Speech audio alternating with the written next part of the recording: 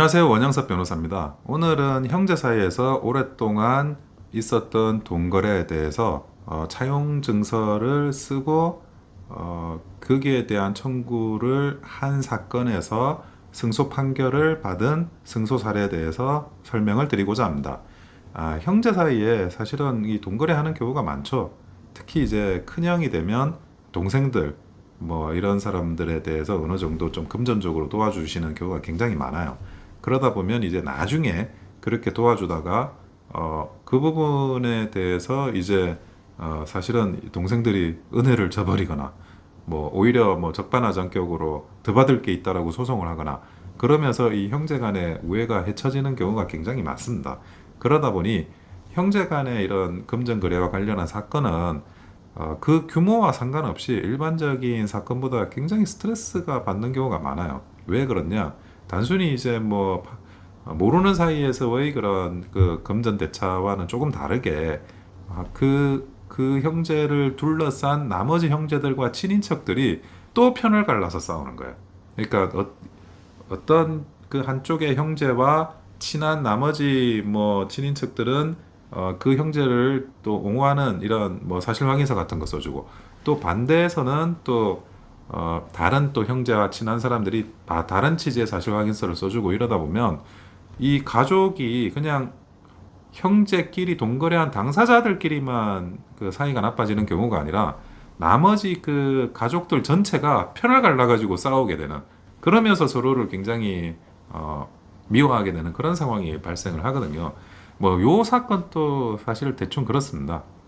그런데 이것도 마찬가지로 형이 동생한테 뭐 그 돈을 굉장히 많이 이렇게 빌려주기도 했어요. 왜냐하면 형이 사업적으로 성공하고 동생이 좀 여러 가지로 공공한 처지에 있다 보니까 그런 부분을 이제 큰형으로서 많이 배려를 한 거죠. 근데 이 사안에서 차용증을 쓰고 저당권까지 설정을 했는데 이 동생이 전혀 그 차용증에 대한 저당권은 통정으로 무효다.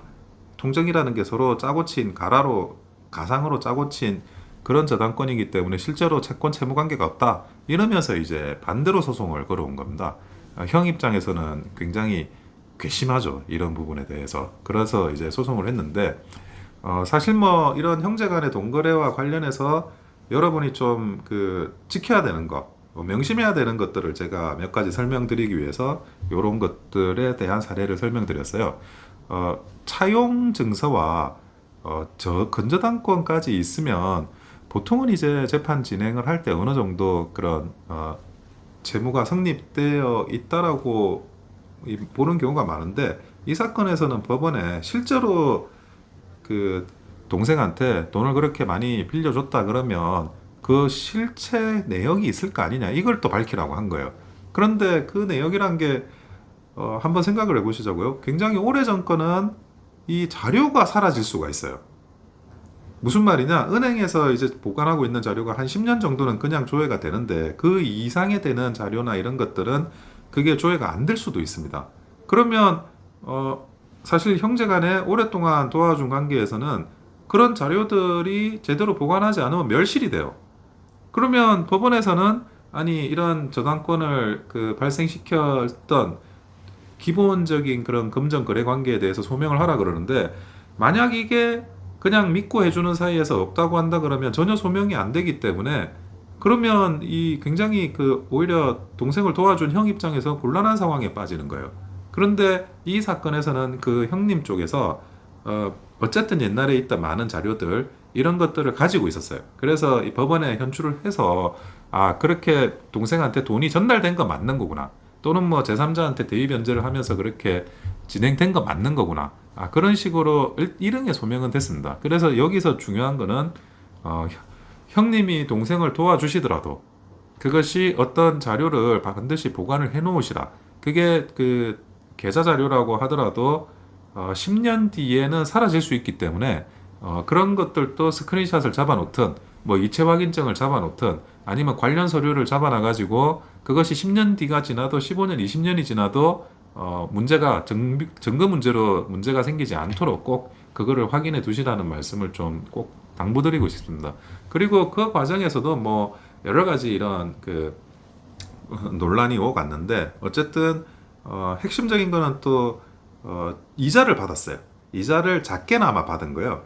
이 차용 증서에 이자를 썼다가 동생이 그걸 이자를 좀 깎아달라 그래가지고 깎아주면서 그 이자를 받았습니다. 물론 이 원금에 비하면 아주 적은 금액인데 실제로 이 그 재판에서는 아주 작은 금액이지만 이자를 정기적으로 받았다는 거에 대해서 굉장히 중요하게 생각을 했습니다. 지금 그 동생은 뭐 이것이 그 허위의 채권 채무다 또는 허위의 채권 채무 실제 채권 채무라고 하더라도 내가 변제를 했다 이런 주장을 하고 있는데 변제를 만약 했다 그러면 이자 금액이 달라질 수밖에 없지 않습니까? 이 원금이 변제됐다 그러면.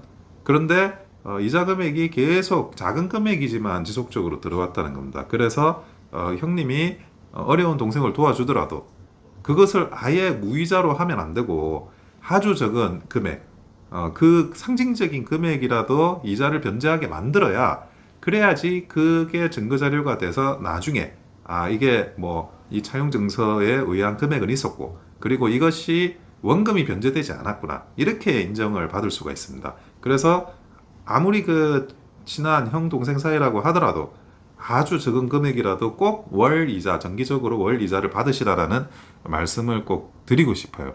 그리고 다른 이제 그 증거나 이런 것들이 뭐 그거는 또 있을 수 있겠지만 결국 이제 오래되고 이게 지나가지고 한 2, 30년 뒤에도 분쟁이 발생할 수 있으니까 과거에 이제 그 금전 거래했던 내역이나 이런 걸 보관하시라는 거 그리고 아주 적은 금액이라도 이자를 꼭 받으시라는 거 이 두 개가 거의 핵심이 돼가지고 뭐 1, 2심 모두 이렇게 승소를 할 수가 있었어요. 이 사건 같은 경우에는. 그래서 형제끼리 싸우게 되면 뭐 마음은 편치 않습니다. 이게 저도 의뢰인들의 그런 입장이나 이런 것들이 아무리 이렇게 그 객관적인 직업인으로서 변호사를 하지만 그런 속상함이 전달이 되거든요. 근데 어쨌든 어떡합니까? 이 재판은 이겨야 되는 거니까. 근데 그와 관련해서 꼭 이 두 가지 제가 말씀드리는 증거 자료를 확보하시라는 말씀을 꼭 드리고 그리고 가급적이면 이제 형제 간의 동거래라는 게 그게 뭐 과거에는 모르겠어요. 근데 요즘에는 그런 것들도 가급적이면 지양하는 게 좋다는 말씀을 드립니다. 이상 원영섭 변호사였습니다. 좋아요와 구독은 큰 힘이 됩니다. 감사합니다.